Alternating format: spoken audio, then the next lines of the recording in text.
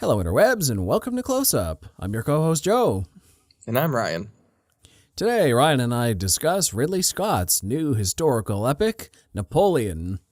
Full spoilers ahead for the movie. You've been warned. So, going into our medium shot, what was your hype level going into this movie, or just history with the Napoleon historical figure? What were your expectations coming in? I had no idea this movie was being made when the first trailer dropped, I think like a few months ago. And then I watched the trailer and I got hyped from the first trailer alone. You know, a Ridley Scott epic. He's really good at historical battles. He's just good in battles in general. And he's doing one on Napoleon. And I thought, hey, nobody's really done a biopic about Napoleon in a while. Joaquin Phoenix is at the helm and, you know, coming off of the Joker fame. And what is the other movie that came out this year? Beau Was Afraid or something like that. He was in that. Didn't watch that, but I was pretty hyped going into it. Didn't know much about Napoleon except he won a lot and then lost a lot. So that's about all I knew. How about you, Joe? Yeah, very much the same. Ridley Scott's a very prolific filmmaker for the last near 50 years in Hollywood history. He's done a lot of some of the best movies ever made. And he's, like you said, very known for his epics. So, sure, let's see what he could do with Napoleon Bonaparte, who is a pretty contentious historical figure, but on the whole, I'll admit I'm a fan. I think he's very interesting in a way that you don't usually. Our view of Napoleon in the West is strongly dictated by British propaganda. How they feel about him on mainland Europe versus like England and North America, different stories. But I like the nuances of it. But we'll get into that and enter our close-up right now. Might talk a little bit about Napoleon, the historical figure. I think you have to talk about this movie in comparison to what the movie actually did. But, well, let's get into your opinion first. What did you think of this take on it? Well, I remember coming out of it thinking, it's kind of a bummer because I'm not trying to be a Debbie Downer whatsoever, because I do think there were some amazing things in this movie. I think all the battles were very well choreographed, filmed. Probably some of the best Ridley Scott has done in recent memory. I just felt like I needed to see a little bit more. It's odd. I need to see a little bit more of like behind the scenes of Napoleon. And they did do that with his wife, Josephine, a lot, but still felt like they were more so kind of doing the Bohemian Rhapsody route, where they were just kind of praising Napoleon for all his good qualities and all the stuff he did well, instead of also showing some of his flaws. I mean, he did have flaws. We did see that in the movie. But the more I sat on it this past week, when I saw it last week, I liked it. It's a good movie. I wish it was, for me, I wish it was like fantastic or a phenomenal biopic, but it's not bad. You know, it hits all the marks of what it's trying to do and what it's trying to tell. You know, it's trying to tell this epic story of Napoleon, his rise to power, and how he, you know, made France kind of a absolute powerhouse in terms of military. And you know, it is that kind of movie. It's like a praise movie. You know, it's not 100% historically accurate, but what is, you know, most biopics. You know, I mean, Bohemian Rhapsody, Elvis, you know, those are the recent ones that come to mind. They're not all historically accurate, but are those movies good? Yeah. So I liked it coming out of it. See, it's very funny because I feel like you and I have opposite reactions to this. Our trajectories have gone very different because you say you think it was more, well, for lack of I don't remember exactly what you said, but you think it was more flattering, showed less of his flaws.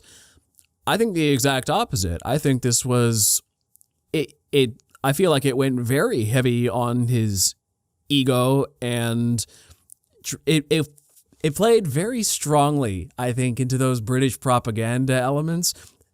I was thinking about this in retrospect, and I'm like, okay, so here we have a Napoleon movie created by Sir Ridley Scott, an English knight, filmed mostly in England. I'm like, this is a Britain take on Napoleon, and I think plays very strongly into the little man who wanted to be more than he was trope of Napoleon, who he's described as a Corsican thug and throws temper tantrums constantly and is just kind of a general dick, and he's full of himself. And I will get into the nuances of this later because I don't think it's as bad as I'm making it sound, but I really, really liked this movie when I was done with it. When I came out of the theater, I'm like, wow, I love this movie. This is one of the best movies I've seen all year. Wow, it's fantastic. And then I've sat on it the last couple days and I've soured on it somewhat. I'm having a lot more problems with it a few days in. So that's just kind of funny. I just remember Ryan told me, hey man, I saw Napoleon, not super impressed. I'm disappointed. I'm like, what do you mean? I loved it. And now we're not totally flipped sides here. I think we both came down to a more middle ground here. Yeah. Yeah. But you seem to like it more than when you saw it, and I'm disliking it more than when I saw it. I don't think it's great. I think it's, it's still good, but I wouldn't tell people to rush to the theaters to see it unless they want to see just like great acting, great action set pieces, but overall just as a deep dive into Napoleon's like psyche or his family and whatnot. It doesn't show that much. Like it tiptoes so much into his life. Like you think a scene is going somewhere and the scene's really picking up, and I can't think of like any specific details right now or specific scenes because I only saw it like a week ago.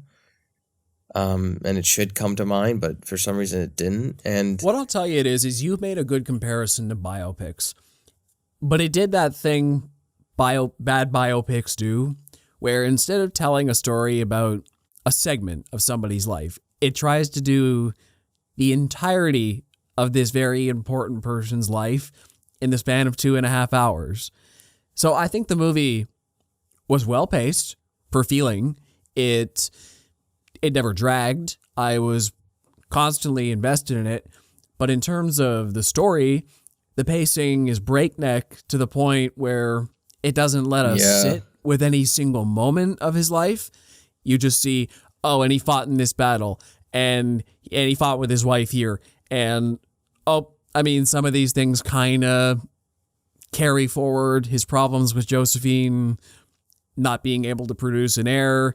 That is kind of a recurring problem, but it's just kind of like, well, these fights they're having about it are years apart in some cases, and then we just kind of cut to battle scenes, and which don't really communicate anything to me other than, okay, he used this battle scene to propel himself higher in the French hierarchy, and this battle scene showed he did very poorly and he's falling down the ladder. Now, it served very obvious purposes, but it was just kind of okay, we're just rushing through this guy's life. We're not really sitting on anything to see what does it really mean to him in this moment? What are the real repercussions right now of everything that's happening?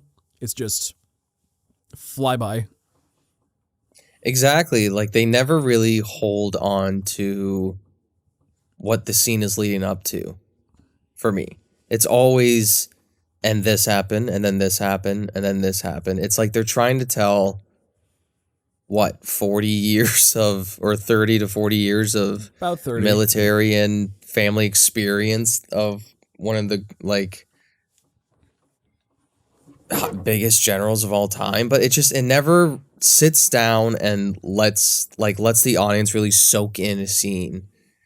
Like what would have been really interesting to see is like all of Napoleon's, or like his affairs, or his bastard child that he had to prove that he could produce an heir. Like we never really sit with that. We're just like, yeah, you got swimmers, and it's Josephine's problem. But it's just we never really sit, and that's probably a bad example, but there's just other scenes where it feels like he's like fighting with Josephine, and then 2 scenes later they're madly in love. It's like the most random thing. I'm going to make a counterpoint here and say that despite what we may think of it as entertainment value, you could argue there's some artistry in that. You could say all these snapshots basically at a 1-to-1 ratio of Josephine and the battles. In this movie about Napoleon, Ridley Scott's showing us the things he argues Napoleon seems to care the most about is the time with his wife and his time on the battlefield. It's some of his greatest and worst moments. And so you could say, yes, in this version of Napoleon, he doesn't really care as much about the other stuff. It doesn't matter to let these moments breathe. He cares about his wife. He cares about the military. And I really liked how he showed Napoleon's last words before he died were France, Army, Josephine. Which really, the fact that Scott chose to highlight those words at the end tells me that was how he focused this movie. And like I said, you can argue about its entertainment value, but I think it was an intentional choice. He was going for, this is the parts of Napoleon's life I care most about, or I'm arguing he cared the most about. So, yeah, no, I get it. And it's like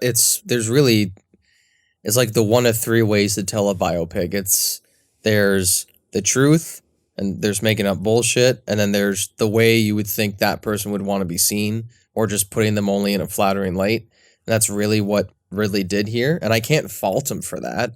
I do think this is I don't think it's a good movie, but there's just the fact that he didn't do as much of a deep dive into his life that he could have is what's holding it back for me personally, for it being great. I mean, yeah.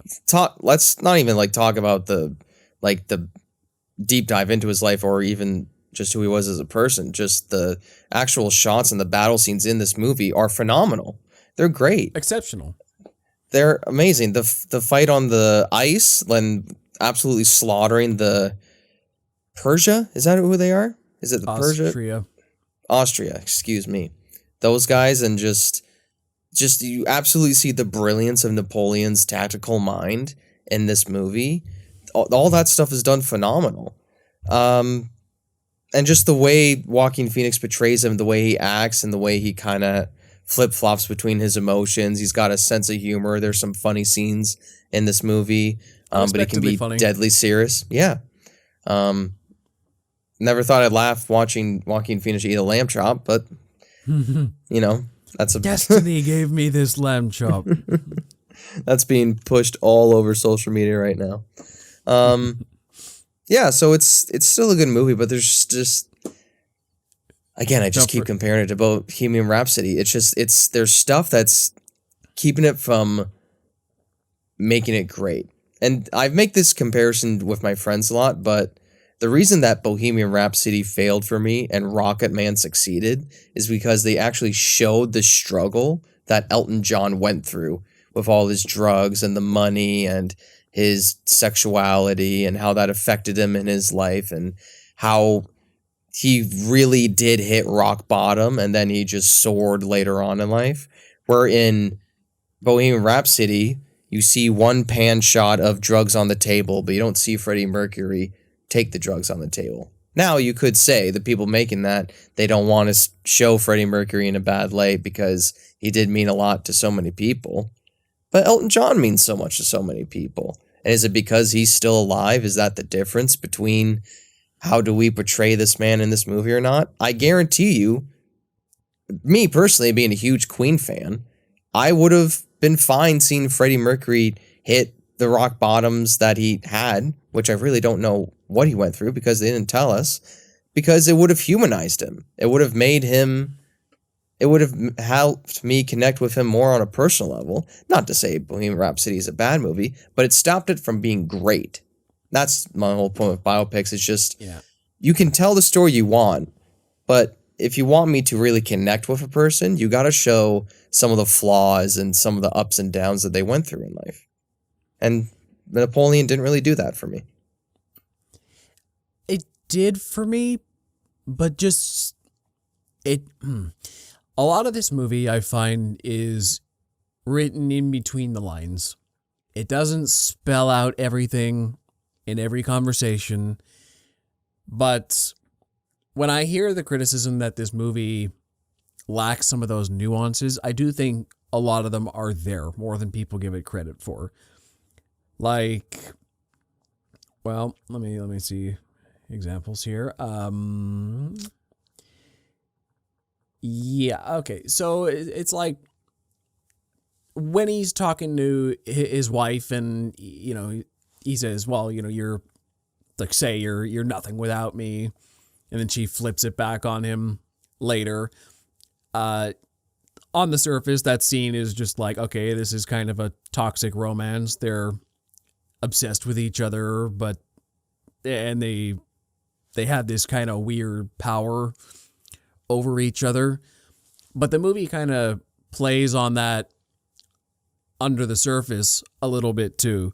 Like when he leaves Egypt to go to go find her because he thinks she's having an affair, it's exercising that power over him. Later on, when, especially though, after he fails in Russia, and this is after his divorce from her, and just the idea that you're nothing without me, and all his greatest downfalls in life happened after they had a divorce. He kind of keeps going super cocky, like, I'm Napoleon, I'm a great victor, I'm a French hero, savior of the Republic. And she's like, yeah, but I was really the one kind of helping prop you up. Like, without me by your side, you're just an egotist, overly ambitious. And I feel like he kind of lost his passion in a way when they divorced. It's like the military conquering just wasn't quite the same after that. He had nobody to do it for, in a way. It was just meaningless death and destruction. So there's some subtext there. Also, just his kind of need to prove himself constantly. I like how he's very confident on the surface. Oh, I never make a mistake. He's like, other people make the mistakes. Like, I see it all in my head, but I can't. The people placing the cannons, they're the ones who screw it up. And that's juxtaposed with this guy who, when the British ambassadors, they're like, you think you're so great because you have boats. That was so funny. Inside, he's also kind of this raging child who's trying to prove himself in any way he can. Like, yeah, there is some stuff that's spelt out, but I think a lot is under the surface, and you have to look for it. Like, ask yourself, why is he doing these things, and how does that relate to Josephine? Like, what are his actual motivations here? I think it is there to pick apart, but yeah, the movie doesn't really hammer it home. It's not beating you over the head by any means. Yeah, no. It's not. It doesn't really give a lot of context for why this stuff is happening. It's very much. It feels like someone wrote a book about Napoleon. Ridley Scott read it, and he's like, "I'm gonna do the visual novel to this movie, and all the subtext and all that's gonna be in the book," which is fine. Film is his motif. It's his genre of art. He doesn't have to explain everything of what's going on. It's funny because that's how he basically explained away the historical inaccuracies. I don't know if you've seen that quote floating around the internet. Yeah. I have it here. So people have criticized him for being historically inaccurate in many ways with this movie. And he says, all right, Napoleon dies. Then 10 years later, someone writes a book. Then someone takes that book and writes another. And so 400 years later, there's a lot of imagination in history books. When I have issues with historians, I ask, excuse me, mate, were you there? No? Well, shut the fuck up then. He's become very bitter in his old age. I think most people get that way. I remember, no, it was because, what was it, like, just let me make he had 2 movies come out, what was it, in 2021 or House of Gucci 22? and Last Duel. Yeah, and he was very mad about, he disliked Marvel fans for not going out to the movie theaters to seeing this movie, seeing his movies. Right. And I was like, don't blame Marvel fans, blame your marketing team. Yeah. House of Gucci did well. Last Duel, very underrated. It made like 15 million, I think, Last Duel. So that sucks. Well, that was a marketing, that was a marketing problem. Oh, I remember a friend of mine specifically who was like, oh, I'm going to see The Last Duel. And I had already seen it. And I'm like, to be clear, it's more of a medieval legal drama than an action movie, right? And that turned him right off. He's like, nope, okay, I thought it was an action movie. I'm out. I'm like, there you go. I mean, the duel itself is pretty good. There's maybe 2 action scenes in that movie, but all the trailers made it seem like it was some medieval action epic leading up to this big duel. Like, no, it's not what it is. It's a legal drama. It's a very serious legal drama, too. Yes. Oh, brother. Still love you, Ridley. Anyway. Yeah. But I did like the nuances to Napoleon's character. He was always serious on the battlefield, but just kind of a bit of a goofball behind the scenes. When he's just alone with his wife, he's pretty inappropriate in many ways, but or even just when he's with his family.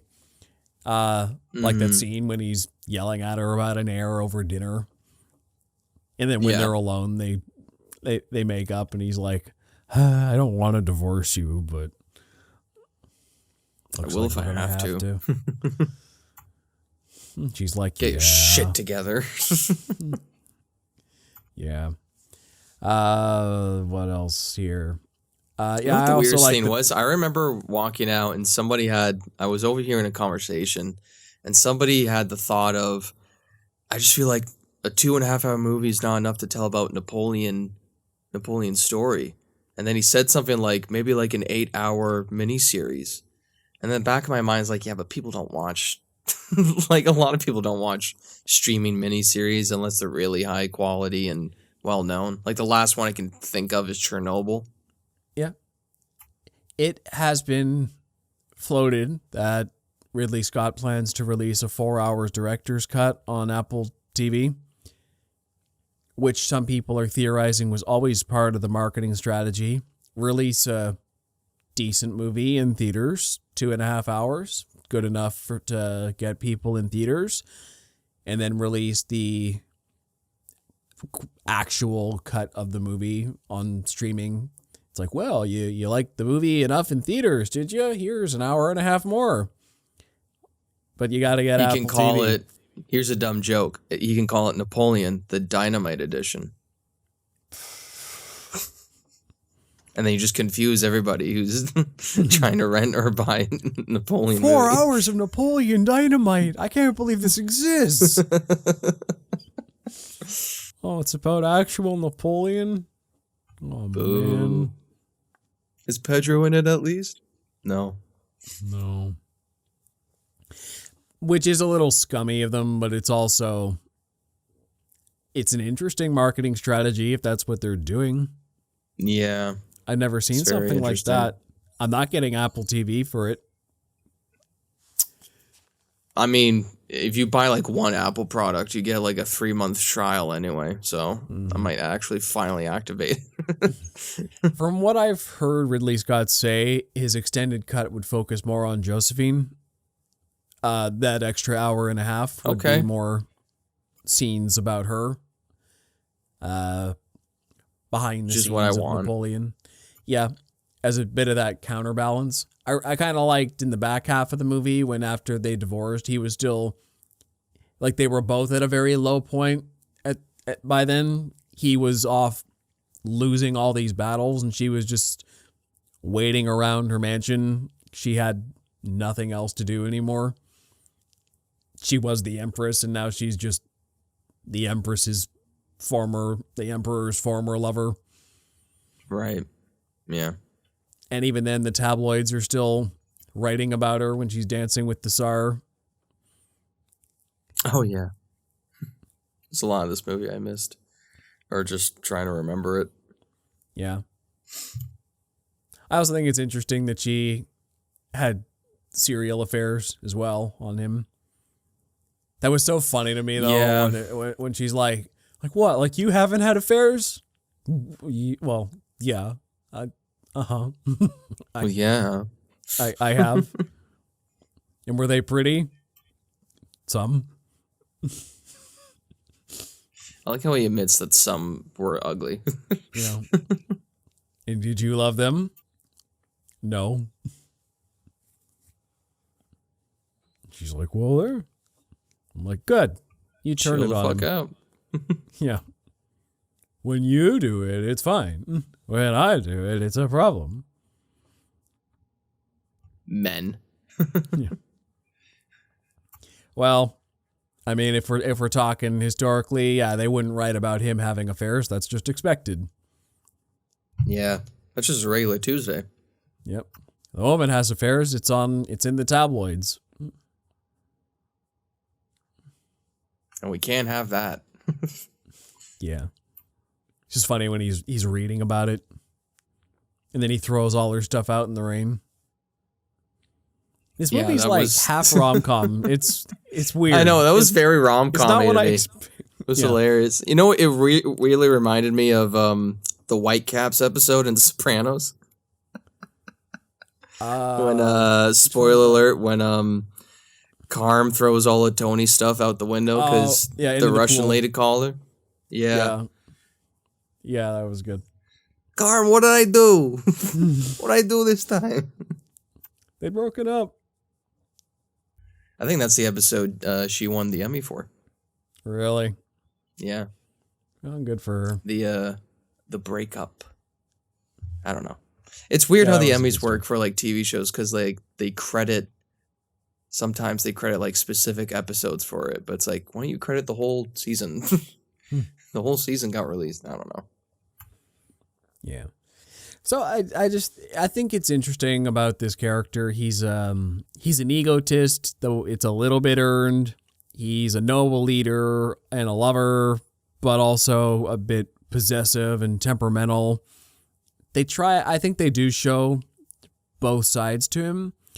Yeah. But I think the movie more that I thought about it, it's not very flattering, I think. It shows him more as this prick who's like, well, you know, I want to love my wife, but she can't get me an heir, so I'm going to abandon her for politics. I'm going to go on all these glorious crusades that'll get millions killed by the end of it.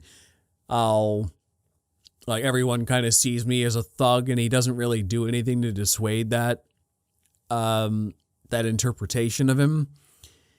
Which, once again, as I was reading more about Napoleon after the fact, it feels like it's a very unflattering portrait of him, because the Napoleon I've been reading about since was a very charismatic individual who did, he did have this contentious relationship with his wife. He did wage all these wars, but he's also the guy who, like, he basically refounded France and Europe from the ground up. Like, he formed the Napoleonic Code of Law, which is still the basis for so many legal systems in Europe to this day. I also read he formed the Bank of France too. He reformed a lot of institutions and kind of gave people rights. The idealist Napoleon is the guy who took the ideals of the French Revolution and had the foresight and the power to make it happen the way the French populace would have wanted, and that's why they put him into power in the first place. So Napoleon's kind of this two-faced guy because he was the ideal choice to be a leader at that time. And he did what he said he'd do. He was very good for France at the time. And I've also heard the argument said that arguably all his conquests across Europe were basically against all these other monarchies who he's just trying to spread the ideals of the French Revolution across Europe. This anti-monarchist mindset, democracy, freedom to the people, these kind of things. And a lot of the propaganda against Napoleon, I've heard it argued, is because all these monarchists want to keep the status quo. So of course he's the bad guy for coming into their lands and trying to stir trouble up. But yeah, so some narratives of Napoleon have him as this tyrannical conqueror who got a lot of people killed and was an egotist and a dick who was beyond more ambitious than he could really hope to attain. And other versions of Napoleon have him as this kind of heroic freedom fighter who was an idealistic person, put in a lot of great social reforms for his time, and then kind of got corrupt with power later. That's the turning point for a lot of people, was when he declared himself emperor. It's like, oh, so you helped get rid of monarchies and then installed yourself as emperor. Okay, hypocrite. And even a lot of his contemporaries were not happy with that. But that's the kind of movie I wanted. I wanted to see them get more into that kind of stuff. Like, where was the idea?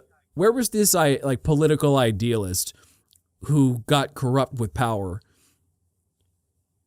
Mm-hmm, I wanted to see more of that and them deep dive more into that. I kind of also want to see the effects on his decisions politically and militarily, what that did to the French people as well.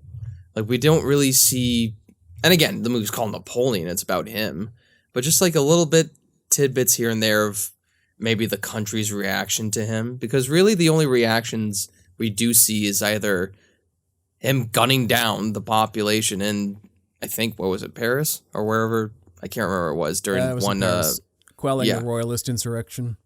Yeah, or when the the soldiers sent to kill him, to stop him, just turned over and said, "Long live the emperor," which was, I know is somewhat accurate. They were sent to stop him, but they loved Napoleon so much that they just joined up with him immediately. That's the but story I wanted to see that's the story they listed all the casualties that on his side of the war when he was going through all those battles. So it was damn, 40,000 men in one battle. That's insane. But we don't really see people's reaction to that. And that's why this movie to me is just very much, and then this happened, and then this happened, and then this happened, and then this happened. But how a story should flow, in my personal opinion, is this happened because of this, and because of that, this will happen. And it's everything doesn't feel tied together. It just feels like a bulletin point type story.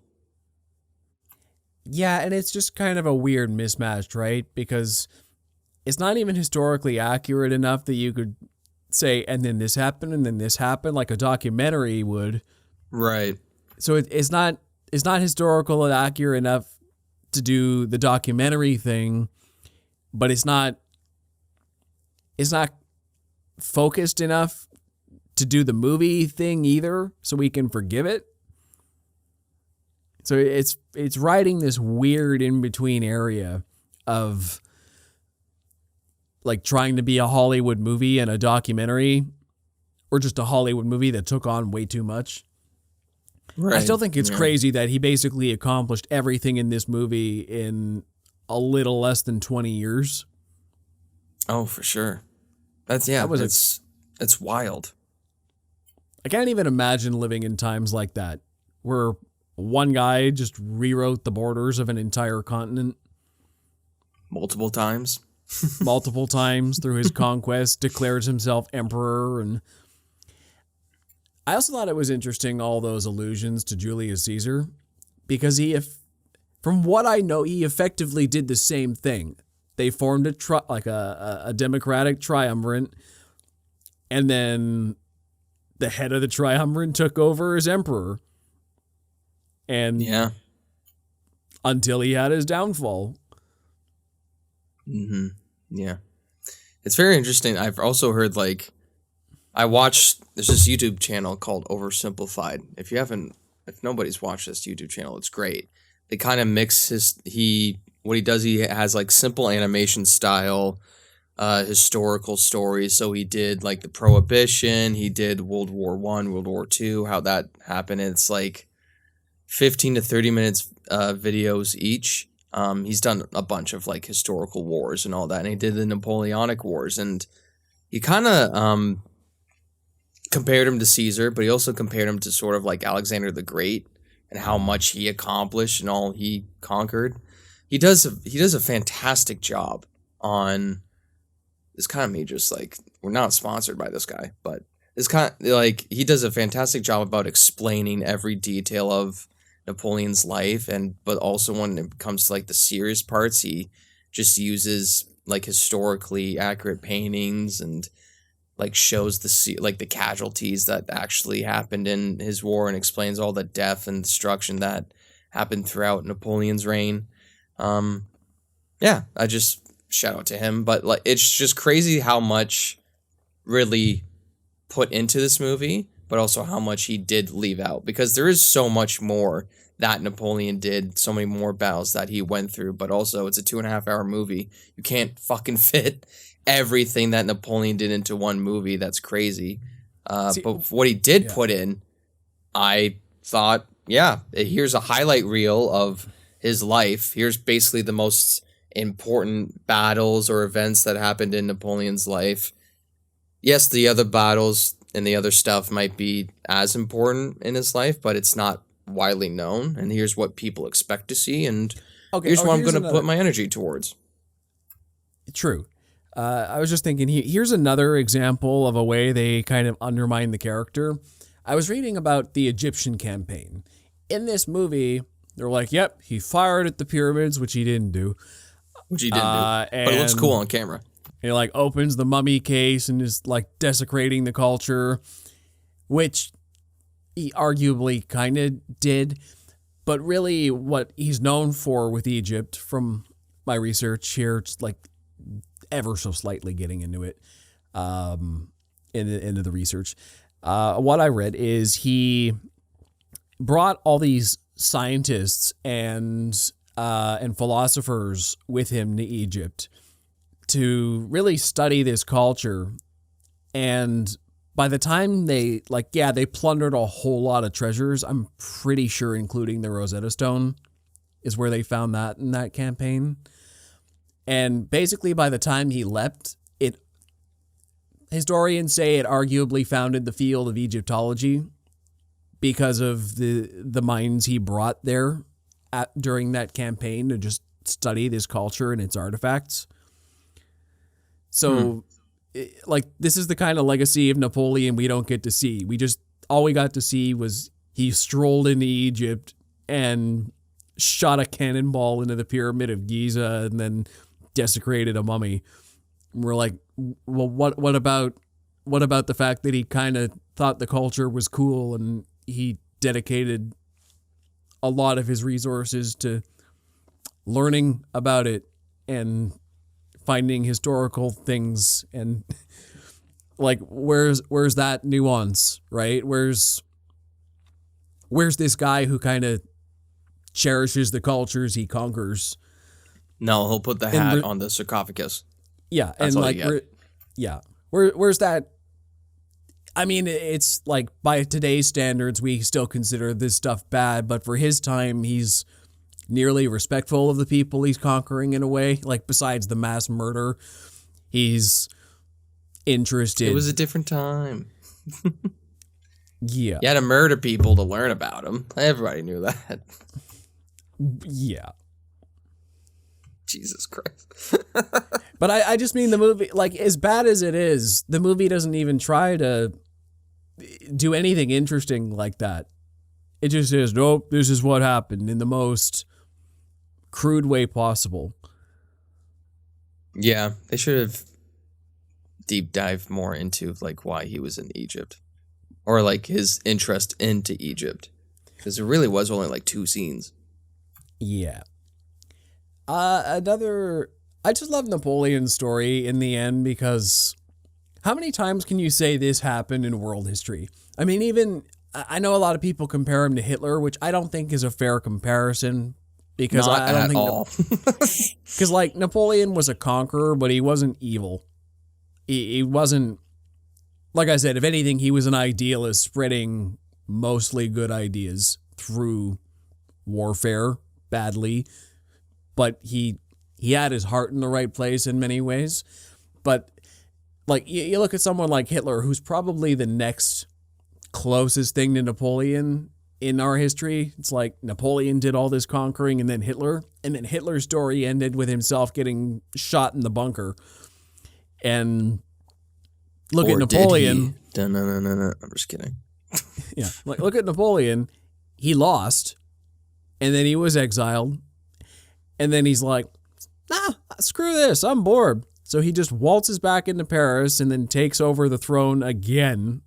So the legends go, without a shot fired. He takes back over France, rules again for another 100 days, gets his ass kicked at the Battle of Waterloo, and then gets sent into exile again. He was ruler of an empire twice in one lifetime and lived to tell about it. Yeah, the exile stuff, historically wise, is very interesting to me. Like, you don't throw that guy in jail? I don't know. No. I know it's Well, like I a different, like... I did like what the Duke of Wellington said, though. They're like, we can't keep you in England. That's not going to happen. Yeah. Where else are they going to keep this guy? That's true. He's so charismatic. He's going to rally a following. I think they said something like if they kill him, they'll make him a martyr or something like that. I think they said a line like that. Yeah. You kill him, you make him a martyr. You hold him anywhere, he's a congregation point for whoever wants to follow him. So they could put him on a boat. So they had to just exile him twice. Which is kind of funny. It's really funny. It's weird. It's like a weird like custom I guess they had back then, because it's like, I'm gonna divorce my wife, but she gets a really nice house, a lot of land, and she gets like $1 million every year. It's like, okay, I know you love her, but you are divorcing this woman, right? Yeah, sure. Well, that ties back to what you were saying earlier about that woman that he had to have a son with just to prove he was fertile. And I'm like, see, this is where the movie's putting its focus. Never mentions her or that other son again. Never mentions his second wife ever again either. She never shows up for a single scene. That pissed me off so much, because I thought they had like pretty decent chemistry between the two. In one scene. Like, I thought that actress was like great, and then she's never fucking there. Boo. Because once again, this is what's important to him. Yeah, he got remarried. He had a son. We saw him with the son in a couple scenes with the baby. But yeah, we only see him talk to Josephine again. Which apparently, I was reading, those letters they were reading in the movie were their real letters. Oh, I assume they were. Yeah. I'm like, please, I hope they are. Mm-hmm. Probably weren't in English, but... Well, no. But that's a nice little detail. Why is everybody speaking English in this movie? I thought they were French. So you can understand it, idiot. Well, yeah, that's another thing. It's like I said, it's a movie written by an English knight, filmed mostly in England with English actors playing French people. I'm like, oh no, I'm more offended the more I talk about it. I know I brought up Chernobyl before, but I'll bring it up again. Yeah. Nobody can read subtitles for that long, Joe. I know. You know how many people complained about Squid Game and Parasite? Not a lot, because those were two great movies and shows, but you know what I mean. True. Although I'll be honest, I didn't see Parasite except after it won Best Picture.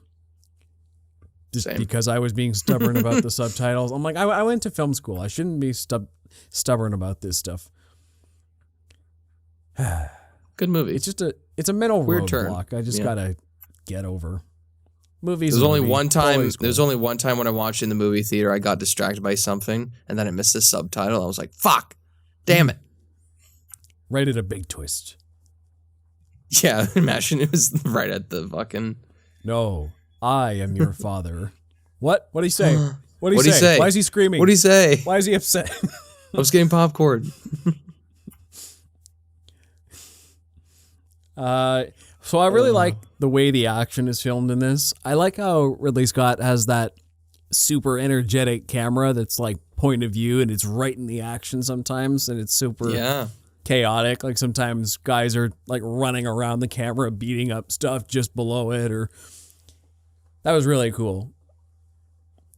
Yeah, I also liked how the lighting of it too, and the cinematography. Like a lot of the battles that we saw are at night, but it's lit so well that you can actually tell what's going on. Mm-hmm. And I like that. I like that attention to detail, because a lot of the time certain filmmakers were like, well, it's at night, you wouldn't see anything. He's like, yeah, but we're watching a film and we have to watch it to understand what the fuck's going on. And really did that. Sorry, go ahead. Yeah, no, I was just thinking, the energetic camera. The one I remember most was when he basically said, what was it?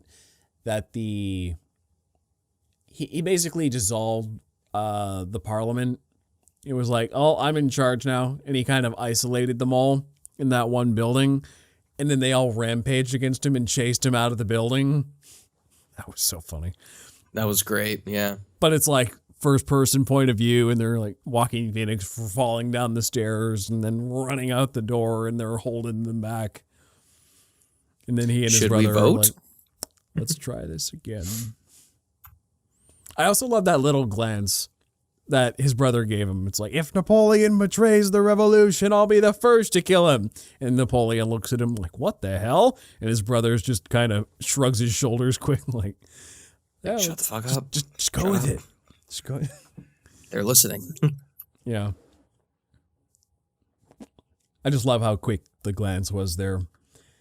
Yeah, the movie was gorier than I expected too.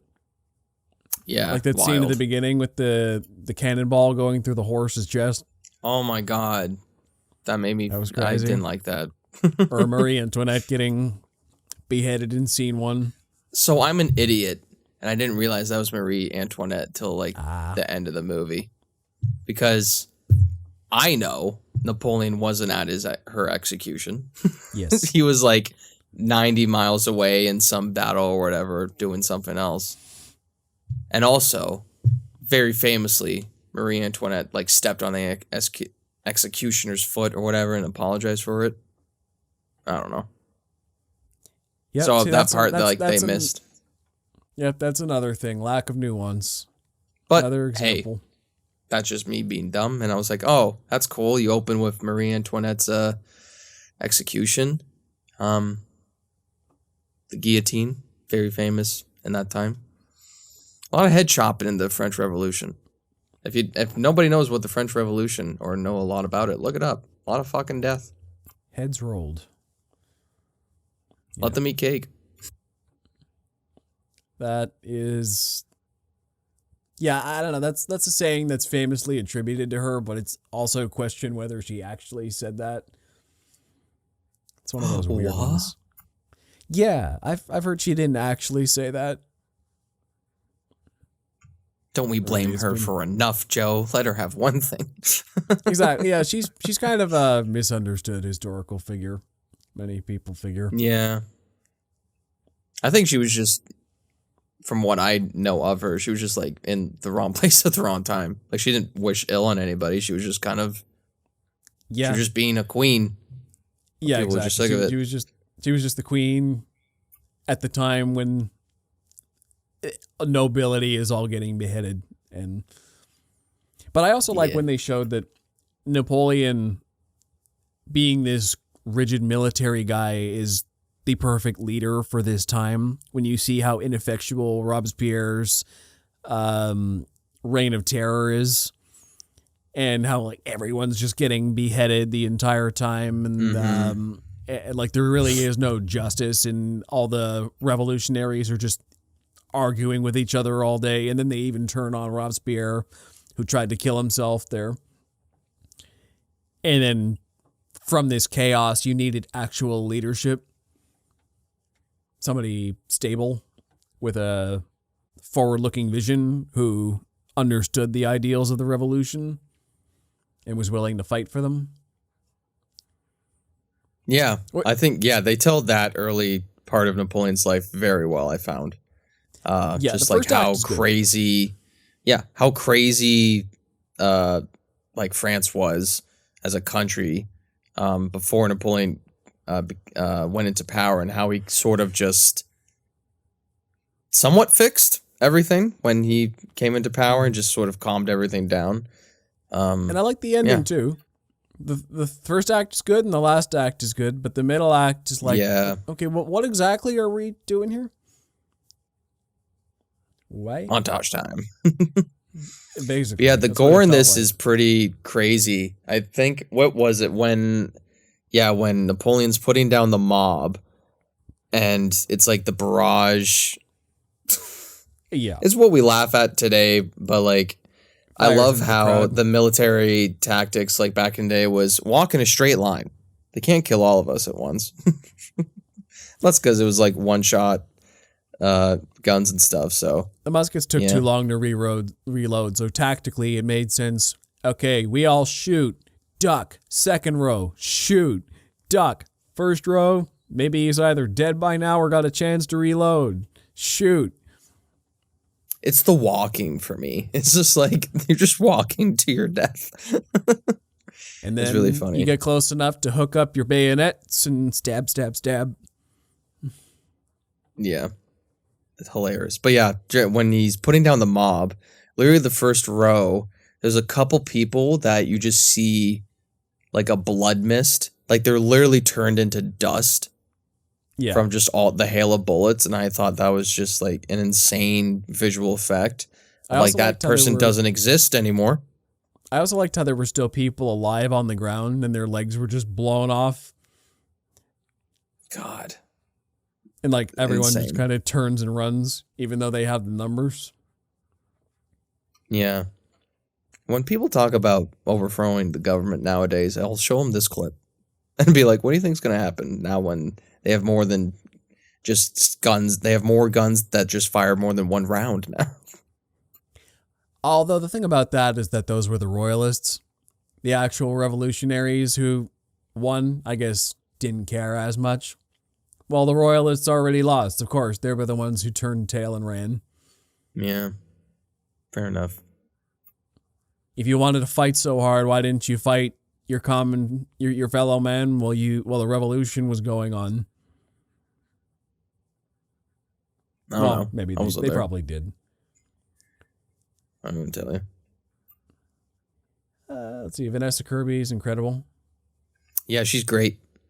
It's hilarious because I might be the only one who notices this, but there's a character and I don't know his name. Should have looked it up beforehand. But actually, let me look at it here now. But it's funny because they're both in The Crown. Vanessa Kirby and the guy who played, Calincourt. That's the character's name. But Ben Miles, who played Peter Townsend, and very famously in the first season of The Crown, they are in a love affair and they can't get together because of royal bullshit. And it's hilarious that they're in the same scene together, or a couple times, but they never interact. I just personally thought that was hilarious. But yeah, Vanessa Kirby is phenomenal. Loved her in The Crown. I loved her in here, in Napoleon. She's great. I hope to see her in more things other than a fucking Fast and Furious spinoff. I don't know what that was. I bet she had fun in it, but whatever. Yeah, she got nominated for an Oscar before. Really? It was during that 2020 run. It was when like not a lot of movies came out. For Best Actress, she was nominated for. I don't remember. I don't know the movie. I had it before. I saw it before, actually. I didn't see it, but I saw the name of the movie. Pieces of a Woman. That movie. Okay, I haven't heard of it. I don't know that one. But yeah, I thought she was the most sympathetic character in the movie. She was the most consistent one. She had the closest thing to what I can call an arc. Really? And then she just dies off screen, which is even more sad. Yeah, that was weird. For me, it was like, okay, yeah, she dies off screen. I get it. I felt like her like sickness wasn't really explained that well. Like, what was she sick with? I wish I knew that. Pneumonia, I think. Gotcha. And it just felt too fast. I don't know. I just felt like could have explored it a bit more. I thought it was also sad when she died. They sold off all the letters, and he just wanted the letters back. Yeah, that was tough. Yeah, who did sold it to? This guy named Ridley Scott. It's like Ridley Scott's like great grandpa. Yeah, English. Oh yeah, speaking of English representation, love how the Duke of Wellington was shown to be so noble. Like, no, assassin, don't kill him. He's too valuable. Like, what do you think? What generals shouldn't have to shoot each other? Yeah, it's boring. Be ruthless. I love their conversation on the boat at the end, though. He's just having English breakfast on like one of those Navy boats he hates so much, and he's just let's just talk this out. I'm here. Yeah, good scene between the two of them. Yeah, I keep going back to that boat joke. It's so funny to me because of, like, I know so much of, like, I know very little about history, but if you know history, you know the English controlled so much of the English Channel because of boats. It's just a really funny joke that's not... It's like it's meant to be a joke, but it's a smart one. The Navy is what they're known for historically. Yeah, and even then, even like it's probably non-military too. Like Dunkirk. All the civilians going to save army people. That's why there's that song, Britannia Rule the Waves. Yeah. They're pretty good on a boat. Yep. Let's see. The production value in this movie was exceptional. All the varied locations, practical sets. I'm a huge fan of the the volume looks great. I'm just kidding. I don't know if Ridley would use the volume. I don't even know if he knows what the volume is. I don't know. I don't know how into new technology he is. Like, I know like someone like James Cameron is super into emerging technologies. I don't know if Ridley Scott really cares about that stuff, or he's just like, I'm going to make movies the way I've always made movies. Yeah.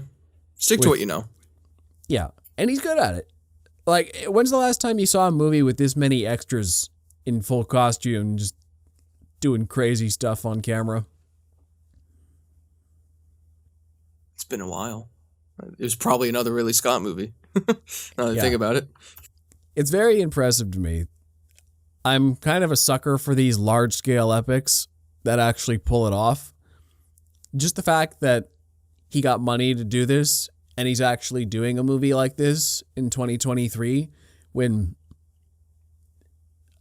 we'll say, Avengers Endgame, everything in there is CGI and big armies are clashing and it feels weightless. And like, yeah, you know, I'm still emotionally invested for a lot of this, but it's weightless and uncanny valley and it's not real. And then you look at this one and it like the camera is right up in the action, dozens or hundreds of extras all in costume. It's brutal, it's intense, blood squibs and practical muzzle flares and puffs of smoke and crazy stuff like that. And it feels way more real and investing because of it. Yeah, it's pretty phenomenal to see filmmakers still use sort of the traditional way of filmmaking in terms of like practicality and having extra work, and giving just, it really shows the scale of the battles, and it is the high points of the movies, and I love seeing it. What if we sat in a square and shot when they tried to charge through us? Brilliant. Let's do that. Yeah, that was a pretty good tactic to stop a cavalry charge. Just back to back, just group. Although I don't know why they wouldn't just go like past them. Anyway. Well, because they have muskets. They're just going to shoot them in the back if they don't. Just dodge it like Napoleon did with his hat. Like Han Solo in the special edition. Just don't. Just your neck. Just actually, it's the definitive version now because it's been edited out of existence. Whatever. Yeah, it's the actual one. Yeah, I also like George. the ornate McClunky.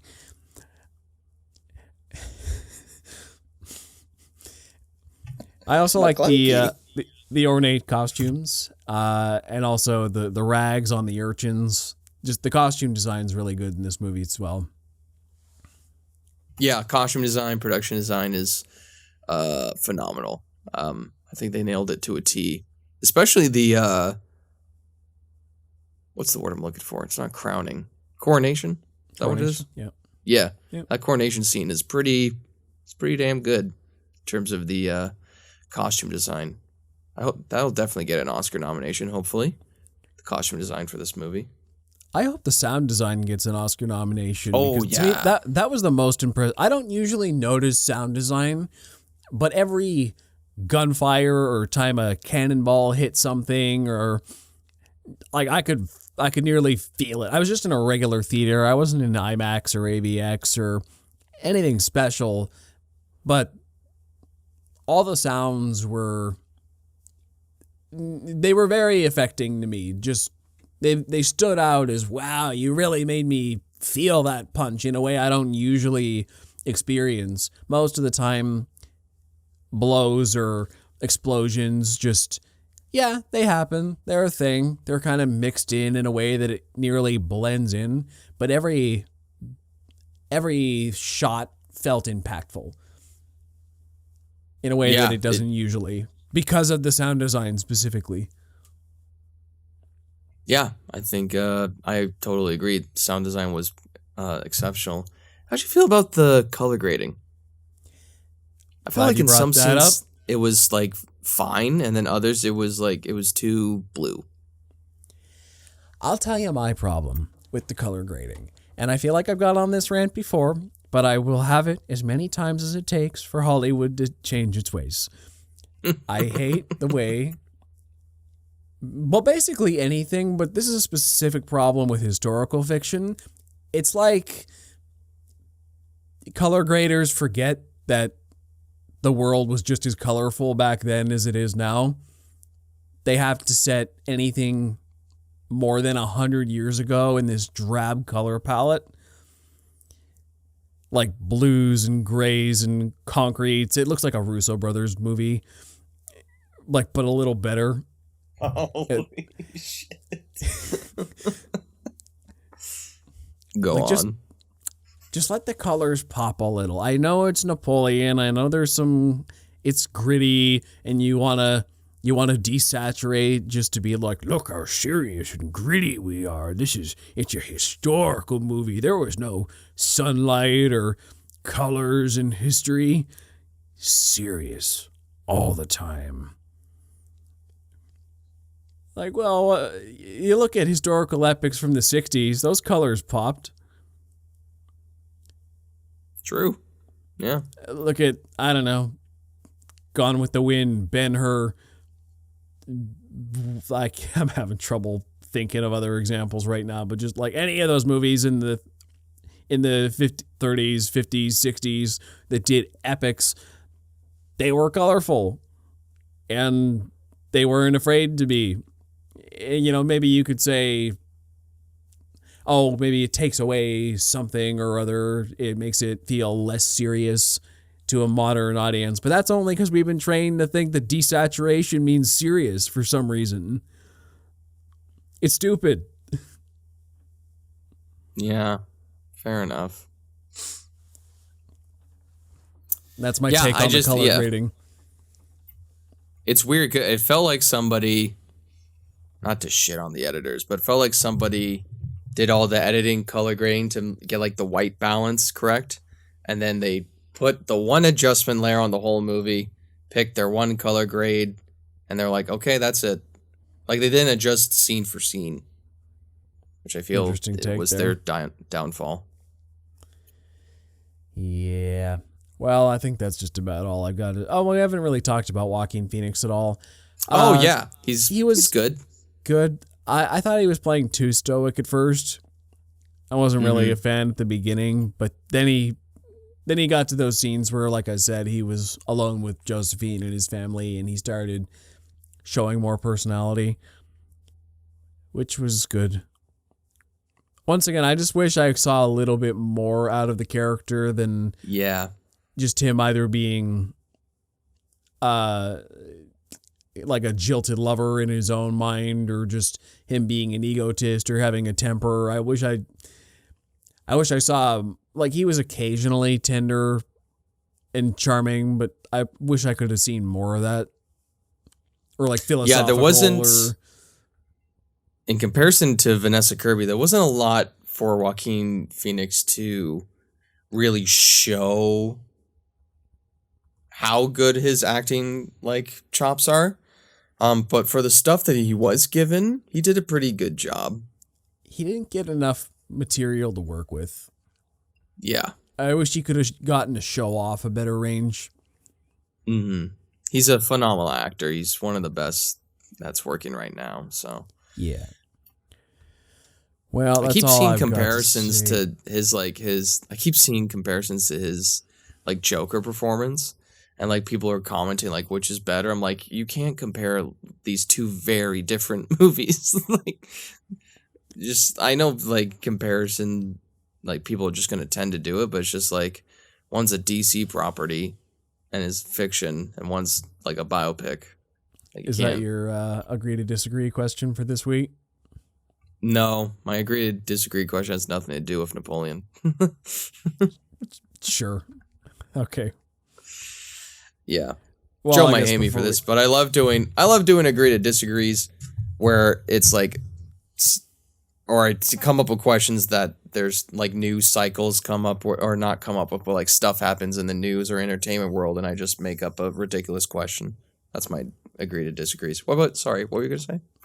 Well, I was just going to say before we get into that segment, especially if it's got not so much to do with Napoleon, I'll just say getting a little sick of talking about this movie because we were just kind of, it's okay. I say it's worth a watch. I'm hoping the 4-hour cut's better. There's a lot to admire in it. Fantastic production value, sound design. Technically, the movie's very well made. I don't think the actors were given a lot of great material to play off of, though. They played it as well as they could. The story somehow didn't take advantage of all the best aspects of Napoleon's life. I got why it focused on the places it did.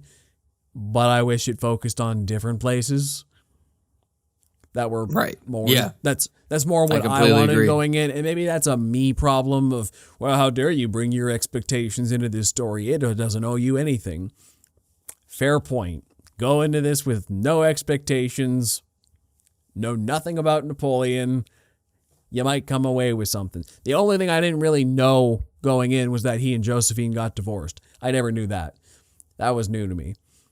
So I did learn something. But I'm also not super well versed on Napoleon. If any people who know history have heard me ramble on about what I think I know. Yeah. No, I completely agree with everything you said. I think on a technical level, it's a great movie. Just story-wise, it needed a little bit more deep dive into Napoleon's life. Alrighty, well, let's get into our newer segment. Agree to disagree. Ba-da-ba-ba-da. I don't know. We don't. We'll figure it out. See, what I want eventually is a soundboard where I can do those stupid special effects.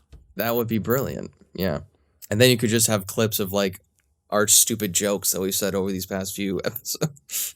Just dumb things we've said. Yeah, like every time someone makes fun of animation, I'll have a button for you. Every time somebody, I don't know, talks about the sequels, I'll have a button for that.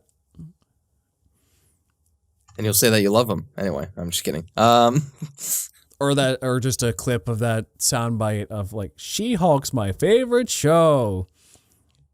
Velma was good. Just, I don't know. Give Velma a chance. The controversies. What's your agree to disagree? Alrighty, so Naughty Dog recently said that they are doing a remaster of The Last of Us Part 2. Since The Last of Us Part 2 is getting a useless remaster, what game would you like to see remastered? For me, it would be the God of War trilogy. What would it be for you, Joe? That's a very tough question. I'm nearly willing to debate whether Last of Us 2 should get a remaster because I read more on it and it's not as useless as I first thought. Yeah, to be fair, it's only like a $10 upgrade if you already own the game. That's what I saw. And it is getting you new levels and stuff too. So it's not like, is it going to fix old levels? No, I'm just kidding. You just don't like it's going to fix the story. The game's fine. I've come around on it. It's the story I don't like. Okay. I'm sorry. I gotta look up. Video games aren't my forte. I have to look up a list of stuff I'll distract them. The reason I say the God of War trilogies, the 1, 2, and 3, the Greek stuff, is because PlayStation is just known for not really doing backwards compatible games unless you subscribe to their service and you have to stream it. And there's a lot of pull out there for the God of War original trilogy to be remastered because they are such great games, and to get like an HD boost or a 4K boost of it, or just even like a port over to the PlayStation so people can just have a physical copy of it would be amazing. I also read somewhere someone speculated that Santa Monica might not want that because they're afraid it would conflict with their Norse saga sales, but they've sold over 60 million copies for both games, so it's like they're fine. I don't know. Okay, I saw another tweet where it was like Sony just hates money and they don't want to do it. I got my answer. Jedi Knight, Jedi Academy. Ooh, that's a good one. Best lightsaber combat of any Star Wars game ever made. Yeah. Changed my mind. Get a remaster version of that game. Keep the same combat. Luke's new Jedi Order fighting the forces of, stopping the resurrection of Marco Ragnos. Is Cal Katarn in that one? All over. Is Cal Katarn in that one? Or am I thinking of a different one? He's not the protagonist. That's what I'm of thinking that of. one. Yeah. Apprentice. I know what I'm thinking of now. Yeah. Yeah. You get to fight all these dark Jedi and stormtroopers and learn different force powers. You can go light side and dark side, but also There's light side, dark side endings. Kyle Katarn's a really cool supporting character. Luke Skywalker's in there as well. I'm a big fan of the old expanded universe, and that's one of my favorite Star Wars games of all time. Like I said, the lightsaber combat would be amazing if you could keep that same mechanics and just give it a graphical overhaul to bring it up to today's standards.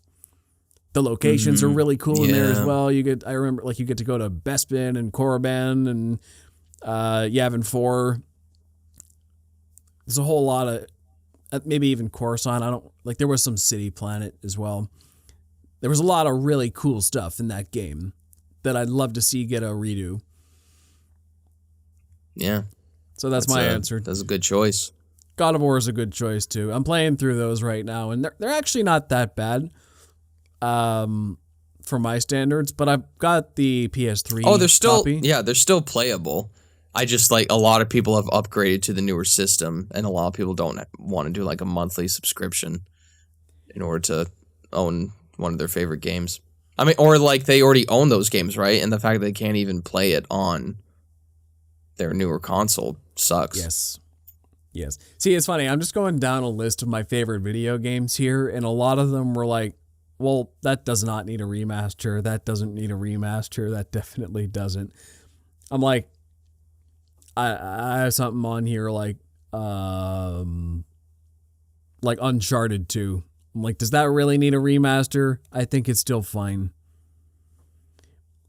No, it doesn't. Stuff like that.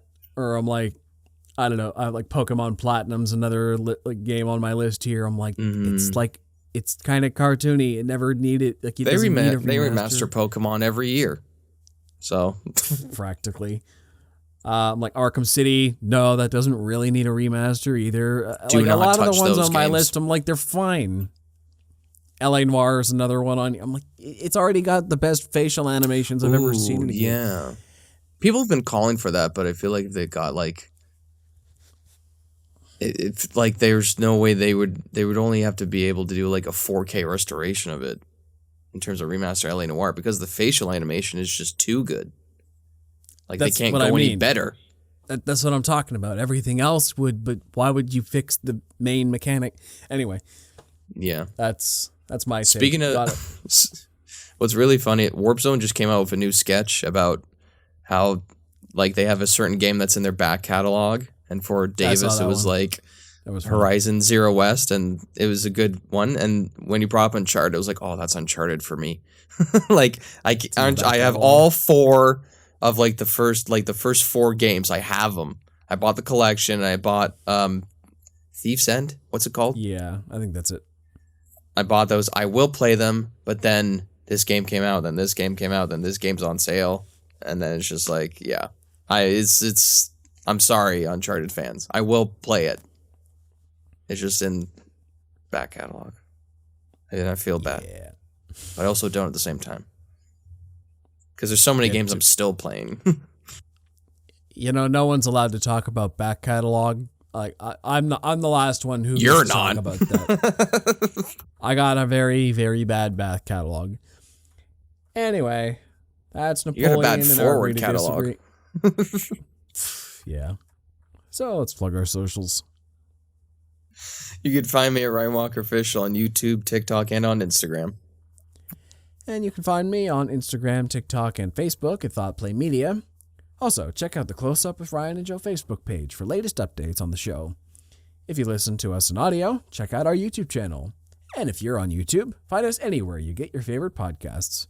We hope to see you on the next Close Up with Ryan and Joe, where we review the first season of Invincible. Till next time.